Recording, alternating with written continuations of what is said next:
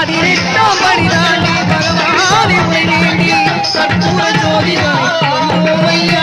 நாங்கள் கற்பூர ஜோதிடனை கண்டோம் ஐயா. மகர ஜோதியை கண்டு மனமார சரணம் போட்டு மகர ஜோதியை கண்டு மனமார சரணம் போட்டு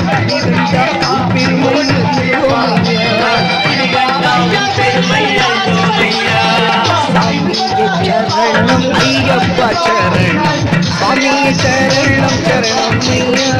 சுவாமியே சரணம் ஐயப்பா சரணம் சுவாமியே சரணம் சரணம் ஐயா.